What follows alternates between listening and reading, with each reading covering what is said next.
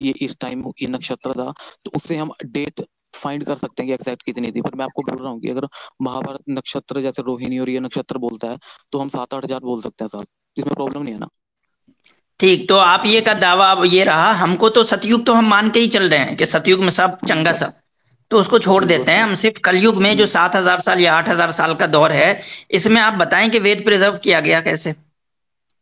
तो यही तो मैं बोल रहा हूँ आपको कि ये जो इनके कुल है वहां के, उनके नाम बता सकता हूँ मैं आपको, जैसे हमारे गुरुकुल में जो वेद मेंटेन्ड है, और कुछ प्रूफ भी दे मतलब सकता हूँ कि आपके कैसे पास प्रिजर्व किए ये जो गए। 7,000 साल 8,000 साल जो कलयुग है, इसके नाम है आपके पास?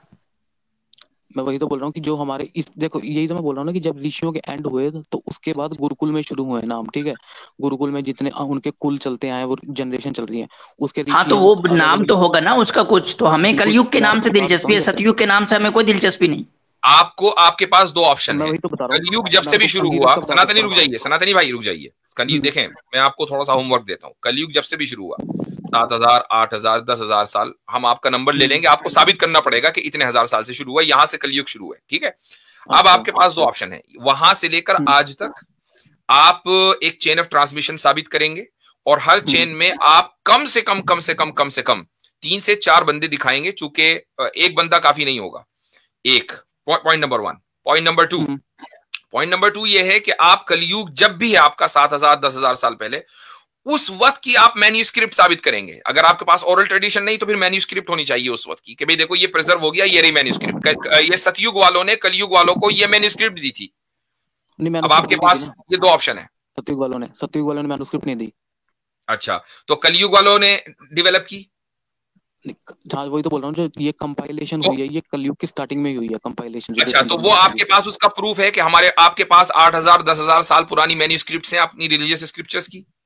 हाँ, जैसे हमारे पास हमें यूनेस्को का मिलता है, यूनेस्को बोलती है कि वो 2000 मिलेनियम बीसी तक तो बोलती है, ठीक है। फिर चलो, तो हम ये बोलते 2000 हैं हुआ कि ना। उससे, आप तो कलयुग का आगाज 8,000 साल कह रहे हैं, तो छह नहीं हजार नहीं, साल तो सुनिए, अभी भी गायब है भाई।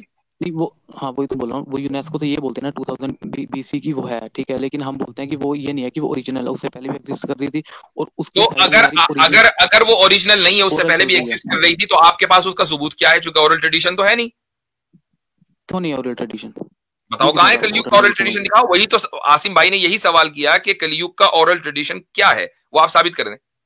हाँ, कलयुग का ओरल ट्रेडिशन जो हमारे, जैसे मैं आपको नाम बता सकता हूँ, हमारे पूरे इंडिया में अलग अलग वो है, जैसे ऋषियों की, हम मतलब ये बोला जाता है कि हम ऋषियों के ही वंशज हैं, जितने भी हिंदू हैं, ठीक है। ये बोला जाता है, उनके ये जो अलग, आप कह रहे हैं ना, ये नहीं बोला बोला जाता जाता है है कि ना हम ऋषियों के वंशज हैं। नहीं नहीं नहीं, भाई ये बोला जाता आपको नहीं, रेफरेंस इसको देता हूँ, साबित करना है। बोला तो कुछ भी जा सकता है।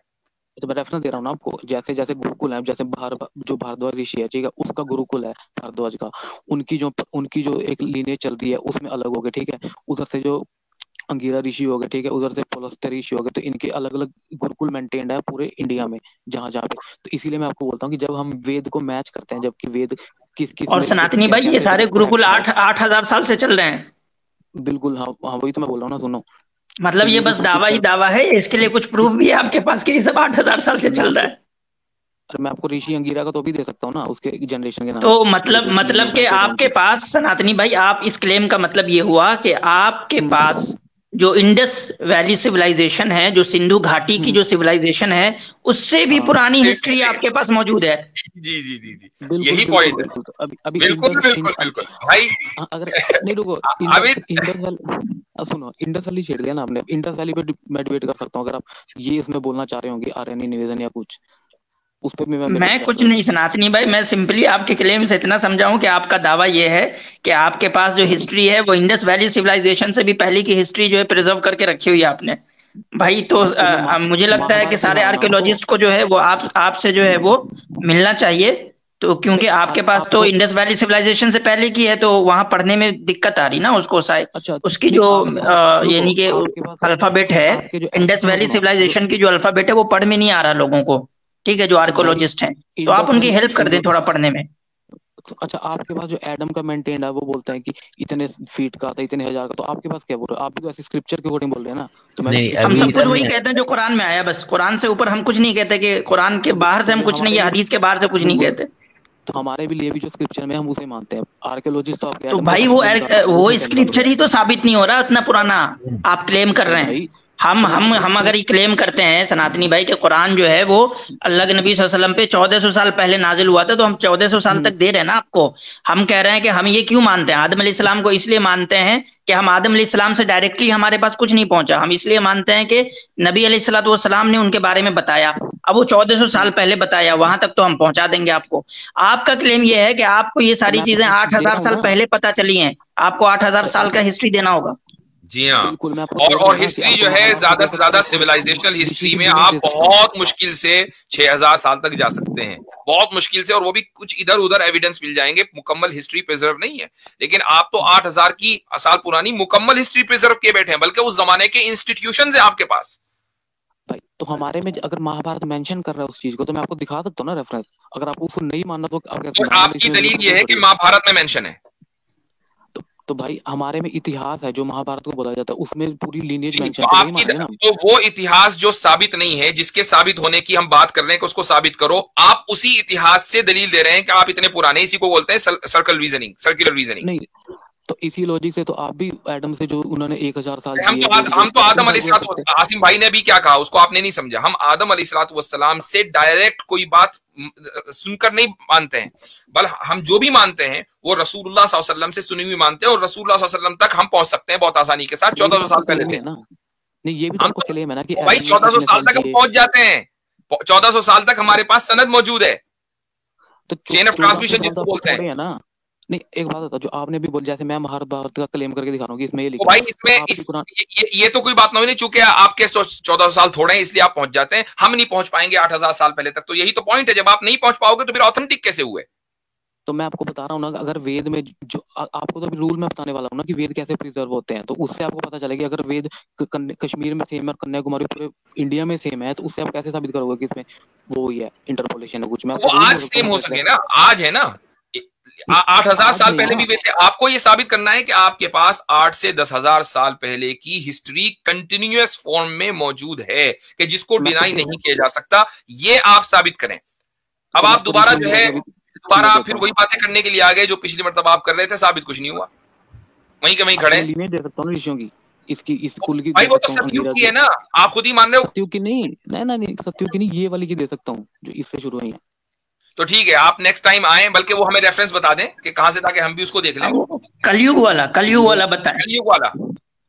कलयुग वाला भी आपको महाभारत का अंश अवतारण पर्व है, वो खोलना पड़ेगा महाभारत में। और फिर एक राय नहीं है, आप में 40 किस्म की राय होंगी। आप क्या नहीं चले, वो भी ठीक है, चले मैं मान लेता हूं, हम इन्हीं की राय पे चलते हैं फिलहाल। तो आपने रेफरेंस दे दिया, आसिम भाई नोट कर लें, आतिफ रैयान साहब नोट कर लें, इसको चेक करना है। ठीक है। तो सनातनी भाई, आपने जो पहले हमें रेफरेंस दिया था वो तो सतयुग का हो गया, अब आपने जो आज कहा है कि महाभारत में मिलेगा वो कलयुग का है। हाँ, मैंने जो आपको पहले रेफरेंस दी वो कलयुग के एंड तक ऋषियों का, ये सतयुग क्यों कर रहे हो? मतलब कलयुग में, यानी कलयुग से पहले सतयुग और जो भी युग है वो सब उसमें आ गया। ठीक है, तीन युग आ गया उसमें।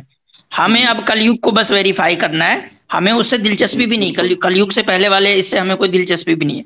तो ये कलयुग साबित करना है, ये भी साबित करना है कि वो जो लिस्ट है 150 नामों की, उसमें किस नाम से कलयुग शुरू हो रहा है, ये भी साबित करना है। बिल्कुल, वो तो एंड से हो रहा है जहाँ पे एंड हो रहा है वो। ठीक है, चलो ये भी करेंगे। अच्छा मुफ्ती साहब, आप इजाजत देते, एक बात कहना चाह रहा था। एक मिनट आतिफ भाई, ये कभी तो कुछ कह रहे हैं, कभी कुछ कह रहे हैं। अभी मैंने कहा कि वो लिस्ट सतयुग की थी, कहने लगे नहीं वो उसमें कलयुग भी शामिल है। मैं कह रहा हूँ कहां से कलयुग शुरू हुआ है, कहने लगे उसके एंड से शुरू हुआ है, तो फिर उसमें शामिल कहां हुआ? मैं बोल रहा हूँ वो 3 युग की है, वहां पे जब एंड हो जाता है, अकेले सतयुग की नहीं है वो। ये समझो ना मेरी बात। आपको ये बताना पड़ेगा कि किस नाम से कलयुग शुरू हो रहा है, किस नाम से शुरू हो रहा है। ठीक है, 150 नामों में 20 नाम पहले से हो रहा है, 40 नाम पहले से हो रहा है, आपको ये साबित करना पड़ेगा। चलो ठीक है, ये भी आपको मैं विद रेफरेंस बता दूंगा। अच्छा जी, आतिफ भाई क्या कह रहे थे आप? जी शुक्रिया। अच्छा, वो हजरत जिस उपनिषद के बारे में ये कह रहे हैं, 10वीं नंबर की उपनिषद है वो, और उसमें जो ये डेटा बता रहे हैं कि ये वेद का डेटा है, कि वेद ये महफूज हो रखा है, वो वेद का डेटा है ही नहीं। उस उपनिषद में जो है वो ऋग्वेद का भाष्य, टीका भाष्य किया हुआ है, वो भी आदि गुरु शंकराचार्य ने किया हुआ है उसमें टीका, और कई सारे और लोगों ने किया है।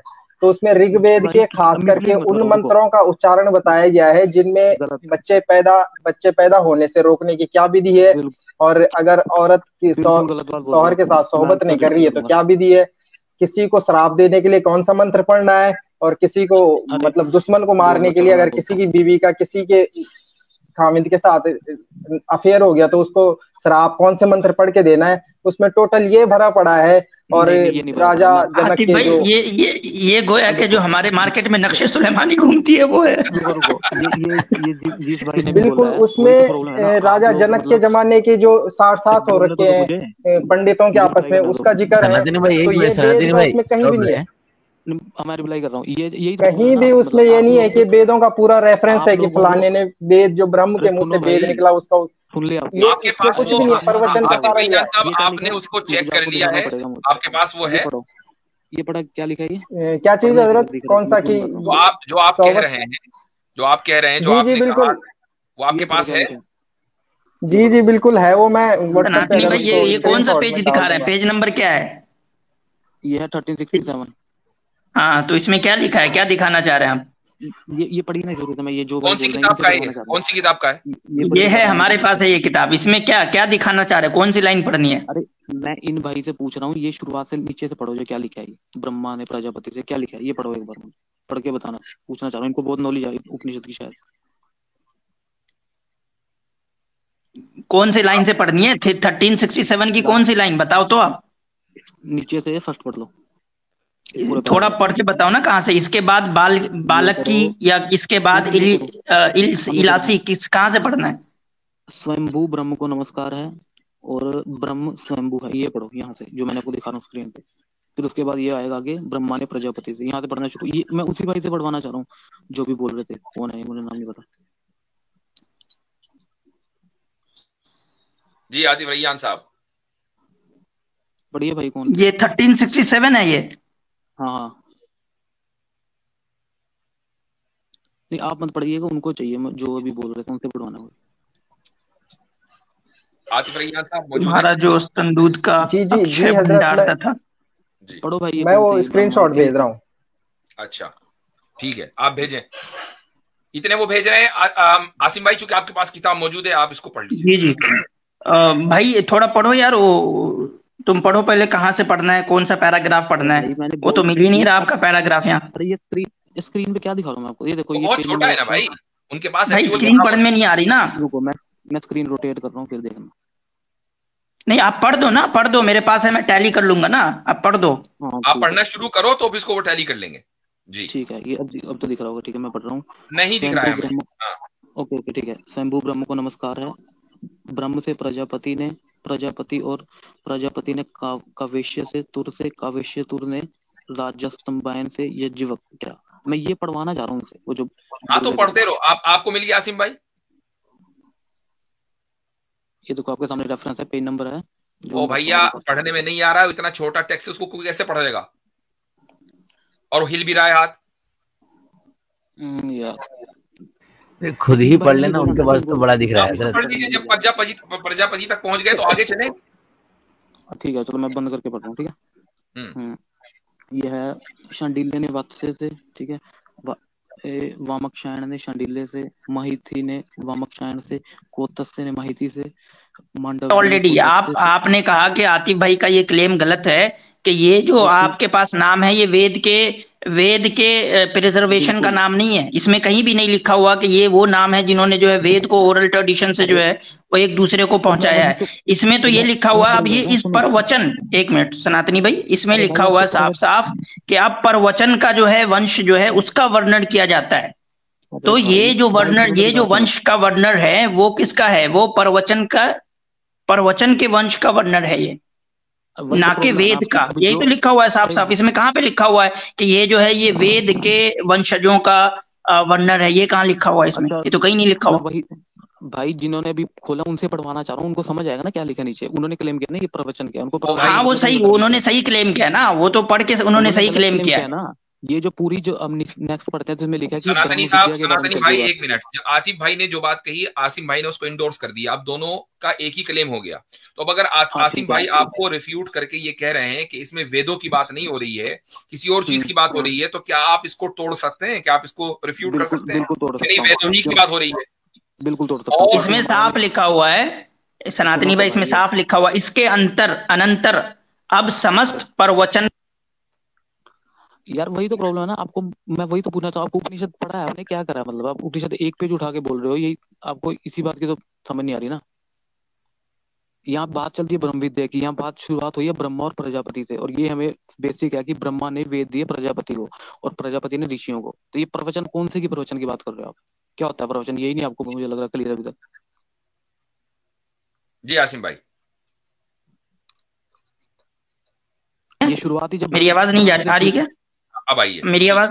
हाँ। अब आइए। तो सनातनी भाई, इसमें कहाँ किस पैराग्राफ में लिखा हुआ है कि वेद के बारे का ये जो है वो वंशजों का वर्णन है? इसमें तो साफ लिखा हुआ है पैराग्राफ, वो सारे वंशजों का जिक्र करने के बाद इसमें साफ लिखा हुआ है, इसके अनंतर अब समस्त प्रवचन का वंश बतलाया जाता है, समस्त अरे भाई तो प्रवचन का वंश बतलाया जाता है। इसमें साफ लिखा हुआ है। इसमें ये कहाँ लिखा हुआ है कि समस्त वेदों का जो है वो वंश बतलाया जाता है? अब मुझे बोलने दो। अरे मैं वही तो बोल रहा हूँ आपको, प्रवचन ठीक का है, मतलब नहीं अब पता ऐसा ना, है, जो ऐसा है प्रवचन ब्रह्म सनातनी विद्या का साहब, चल रहा है। सनातनी साहब जो आपने रेफरेंस दिया वो उन्होंने पढ़ दिया, हाँ ठीक जी, है। अब आप बिल्कुल। ये जो नेक्स्ट टाइम आएंगे तो क्या आपको होमवर्क करके लाना है, आप ये साबित करेंगे कि कलयुग के शुरू से, कब से शुरू है पहले तो आप ये साबित करेंगे कलयुग कब से शुरू है। ठीक है, ओके। अच्छा, उसके बाद आप ये साबित करेंगे कि कलयुग के शुरू से लेकर आज तक कंटिन्यूअसली जो वेदास हैं वो प्रिजर्व रहे हैं, या तो ओरल ट्रेडिशन आप पूरा दें और हर चेन में, हर जो जनरेशन में कम से कम 4 से 5 नाम होने चाहिए, या आप उस जमाने की मैन्युस्क्रिप्ट हमें दिखाएं, ठीक है। ओके, ठीक है, चलिए, सही है, शुक्रिया बहुत बहुत, थैंक यू। अच्छा जी, आतिफ साहब आप कुछ स्क्रीनशॉट देने वाले थे, उसको देना है या नहीं देना है? आतिफ भाई ने जो है वो स्क्रीनशॉट भेजी थी, उसमें वही लिखा हुआ है, इसमें कहीं नहीं लिखा हुआ कि ये वेदों का जो है वो वंशज है। अच्छा, जी जी, ठीक है जी। क्या नाम है आपका? The पेंसिल्वेनियन philosopher, okay. अस्सलाम वालेकुम टू द पैनल, अस्सलाम वालेकुम टू द मुफ्ती साहब। आवाज आ रही है मेरी? जी हाँ, आ रही है। आपको शायद याद होगा पिछले वीक आपसे बात हुई थी। हाँ हाँ, अब याद आया। तो पहले तो एक थोड़ी सी वजाहत कर दूं कि जैसे ही मेरी कॉल खत्म हुई थी तो जो नेक्स्ट कॉलर आए थे उन्होंने फौरन एक एतराज किया था मेरे सवाल के ऊपर जी, कि भाई ये साइंस से या कोई नई फिल्में आ रही हैं उनसे मुतासिर होकर इस तरह के सवाल लेके आ जाते हैं। तो मैं थोड़ा सा एक्सप्लेन कर दूं कि ये सवाल मेरे दिमाग में जो मैंने आपसे पूछा था, शायद आपको याद हो वो सवाल, वो 20 साल से मेरे दिमाग में था अराउंड। आपने शायद सवाल किया था कि अगर मौत के ऊपर काबू पा लिया जाए। एग्जैक्टली, हाँ, आपकी मेमोरी बहुत अच्छी है माशाल्लाह। हाँ। तो ये सवाल 20 साल से मेरे दिमाग में चल रहा था, और मैं कहीं ना कहीं इसको, क्योंकि उस वक्त यूट्यूब और इस तरह की चीजें इतनी, इंटरनेट इतना आम नहीं था, तो या तो आप किसी स्कॉलर को ढूंढ के वहां उसके पास पहुंचे, तो फिर आदमी बिजी होता है अपने काम काज में, ये वो। सो अब ये चीजें बिल्कुल वाजे हो गई हैं माशाल्लाह, आपकी स्ट्रीम है और ऑनलाइन क्वेश्चन आंसर सेशन होते हैं। सो इसलिए ये सवाल मेरे जहन में 20 साल से था, और वो एड्रेस आपने किया, हम लोगों ने उस पर गुफ्तगू की, बड़ी अच्छी बातचीत हुई थी और लॉजिकल एंड रैशनल। तो मेरे ख्याल से आपके जाने के बाद वो जो कमेंट था वो एक्नॉलेज इस्लाम साहब ने दिया था, और वो अब वजाहत भी कर देंगे, लेकिन मैं ये समझता हूँ कि वो एक आम, अगरचे गुफ्तगू आपसे हुई थी लेकिन आप पर एतराज मकसूद नहीं था, बल्कि नहीं मुफ्ती, इनके जाने के बाद एक दूसरे कॉलर आए थे जिन्होंने इश्काल किया था, तो मैंने कहा कि भाई तुम गलत समझ रहे हो उनको, उन्होंने जो है वो मुस्लिम है माशाल्लाह, और उन्होंने एक पॉजिटिव वे में पूछा था। यानी कि अब ऐसा असल में फिलोसफर साहब, अगर ऐसा हो गया ना कि हमारे यहाँ आमतौर पे कि हमारे जो सुनने वाले ज्यादातर ऑडियंस है उनको लगता है कि जो भी सवाल पूछने आ रहे हैं वो इस्लाम पे तराजी करने आ रहे होंगे, ये भी है। तो इस वजह से भी जी देखें ना, जो भी देखें, हम मुसलमान हैं, कोई भी सवाल अगर पैदा होता है वो करेंगे, बिल्कुल करना चाहिए, बिल्कुल तो वो करना चाहिए। और दूसरा, इत्मीनान कल्ब की तो कोई हद नहीं है, सही बात है, बिल्कुल। आई एग्री विद यू, सवाल करना बुरा नहीं है, हम तो बैठे ही इसी काम के लिए हैं। हाँ, ये है कि हमारे कुछ पैरामीटर्स हैं, मसलन हम कोई फिकी सवाल है उसका जवाब नहीं देते, फिर कवारियत से रिलेटेड सवाल है हम उसका जवाब नहीं देते। बाकी ये है कि जो आपने सवाल किया एक फिक्री सवाल था, फिकी नहीं फिक्री सवाल था, एक थॉट प्रोवोकिंग सवाल था, तो वो बिल्कुल ठीक था, वो सवाल होना चाहिए था।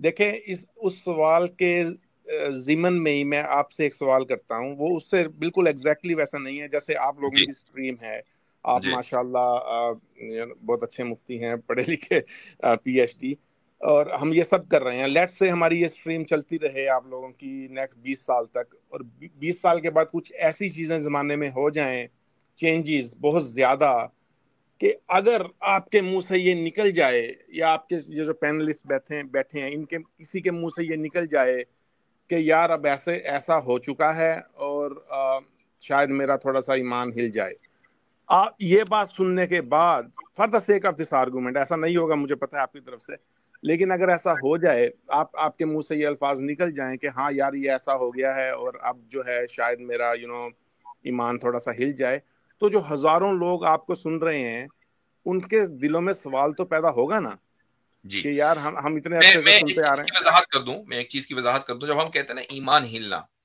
तो ईमान एक तो ये कि छोटी मोटी बातों से हिलना नहीं चाहिए किसी भी मोमिन का। दूसरी बात ये कि हमारे ईमान की बुनियाद क्या है। भाई इमारत हिलती है ना जब बुनियाद में कुछ होता है, बुनियाद हिलेगी तो इमारत भी हिलेगी, जब बुनियाद मजबूत है तो इमारत क्यों हिलेगी। तो ईमान की जो बुनियाद है वो अल्लाह का वजूद, रसूल का वजूद, बल्कि तमाम अंबिया के ऊपर ईमान, किताबों पर ईमान, फरिश्तों पर ईमान, जन्नत और जहन्नम पर ईमान, रोज़े जज़ा पर ईमान, तकदीर पर ईमान। अब मुझे बताइए किसी भी साइंटिफिक डिस्कवरी से इन तमाम चीजों का क्या वास्ता कि इनके ईमान से, इन चीजों के ऊपर जो ईमान है वो हिल जाएगा? कभी भी नहीं हो सकता, पॉसिबल नहीं है। जी बिल्कुल, मैं इसलिए कह रहा था for the sake of this argument कि लेट्स से कल को आपके मुंह से निकल भी जाए किसी पॉइंट पे कि यहाँ यार ऐसा हो गया है तो शायद मेरा ईमान इस पे मैं एक मिनट चाहिए, एक चीज मेरे ध्यान में आ रही है इकनौजी साहब, फिर मैं आपसे इंशाल्लाह आपको कहूंगा।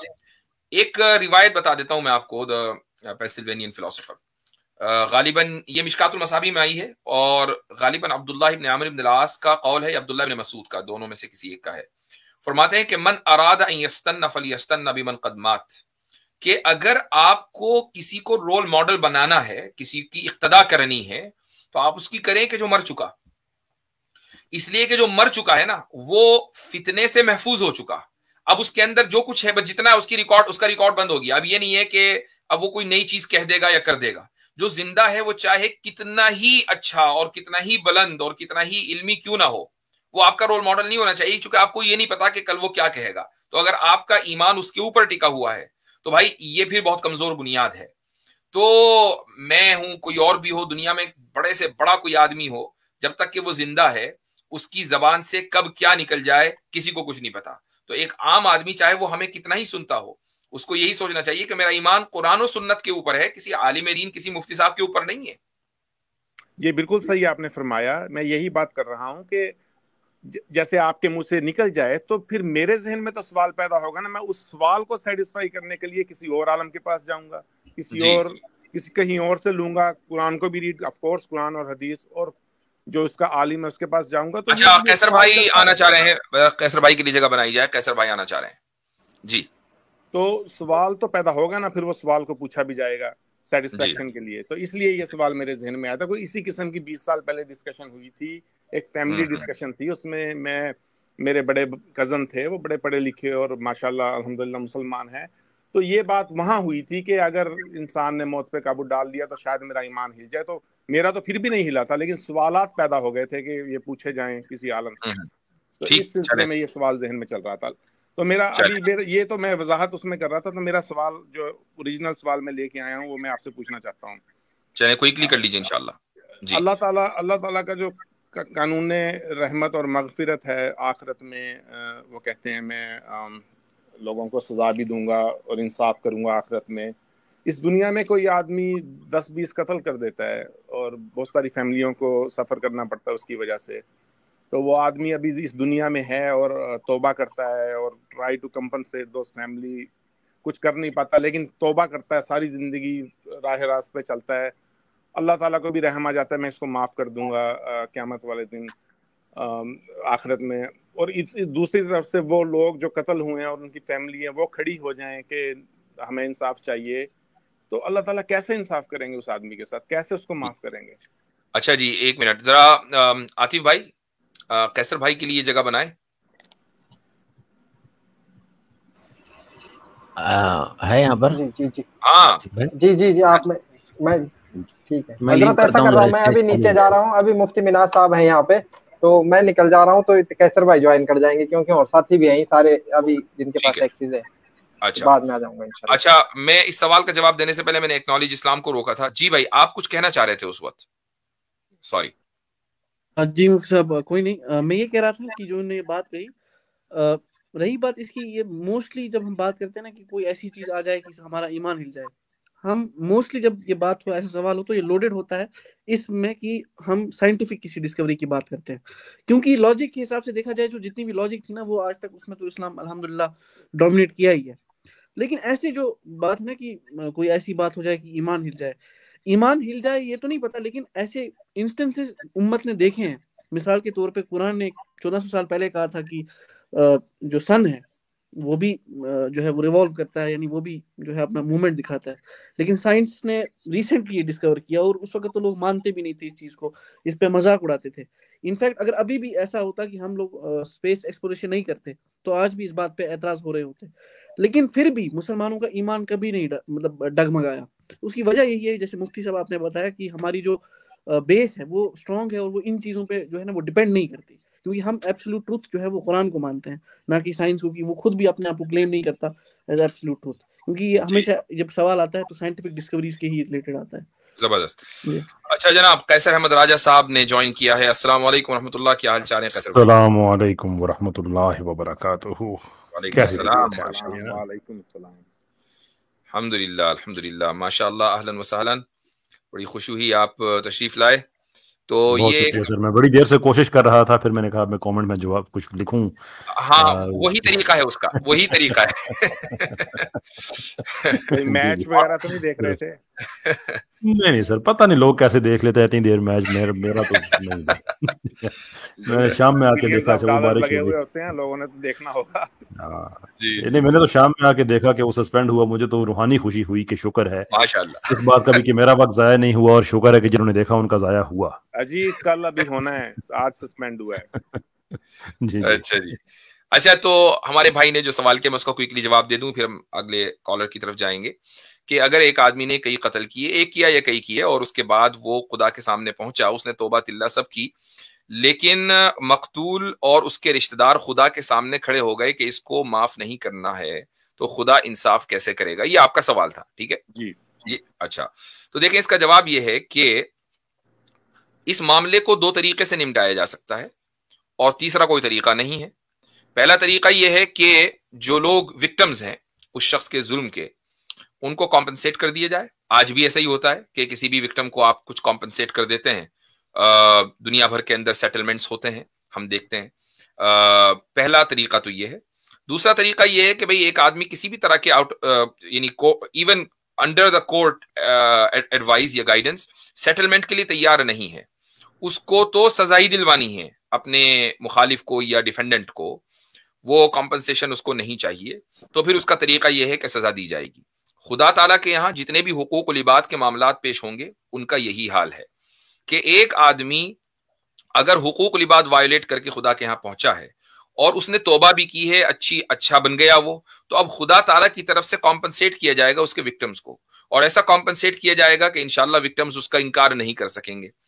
लेकिन अगर इसके बावजूद भी हाइपोथेटिकली स्पीकिंग वो ये कहे कि नहीं हमें तो सजा ही दिलवानी है, तो फिर सजा भी कुरान करीम के अंदर ही आ गई है कि भाई वो फिर एक लंबी मुद्दत तक, तवील मुद्दत तक जहन्नम की आग में जलेगा अपने इन जराइम की वजह से, और उसके बाद फिर चूंकि ईमान था तो ईमान की वजह से उसको जहन्नम से निकाला जाएगा। ये चीज जो है कुरान के अंदर कि एक लंबी मुद्दत तक वो जहन्नम में जलेगा, और उसके लिए खालिदन का लफ्ज आया है, खुलूद लंबी मुद्दत के लिए भी आता है। सूरह निसा के अंदर इस मसले को बयान किया गया है। तो ये दोनों चीजें कुरान के अंदर मौजूद है। अच्छा, इसी सवाल पे मैं थोड़ी सी वजाहत चाहूंगा आपसे कि अल्लाह ताला हर चीज पर कादिर है, ठीक है। उधर वो फैमिली खड़ी हो गई, वो कहती है हम इसको जहन्नुम में जलता देखना चाहते हैं ताकि हमें सेटिस्फेक्शन हो, तो अल्लाह ताला उनको उनके लिए उनकी आंखों से दिखा दे कि उस आदमी को वो जला रहा है जहन्नुम में, लेकिन ऑन द अदर हैंड उसकी तौबा कबूल हो गई थी दुनिया में, अल्लाह ताला उसको माफ और उसको जन्नत में डाल दे, लेकिन इनको दिखाया जा रहा है सिर्फ, और ये सेटिस्फाई हो गए। नहीं, ये तो डिसेप्शन है ना, अल्लाह ताला के यहाँ डिसेप्शन नहीं है। ये तो एक तरह का भाई आपने चलो दिल तसल्ली के लिए, उससे बेहतर ही तो ये है कि उनको वो कॉम्पनसेट दिया जाए कि जिसको वो रिफ्यूज ना कर सके। अब मैं आपको इस दुनिया ही की मिसाल दे देता हूं कि मान लीजिए किसी के घर में कोई हादसा हो गया या उसके किसी औरत के हस्बैंड को मार दिया गया। अब जो मारने वाला है वो ये सेटलमेंट कर रहा है कि भाई मैं तुमको जो हूं $10 मिलियन दे देता हूं और तुम ये अपना केस वापस ले लो। $10 मिलियन पर सेटलमेंट हो रहा है। बीवी ये सोचती है कि यार ये पैसे मिलने हैं, शोहर तो गया, वो तो वापस आने वाला है नहीं। अब अगर ये आदमी जो कातिल है उसको सजाए मौत हो जाए या 30 साल तक 40 साल तक वो जेल में सड़े, मुझे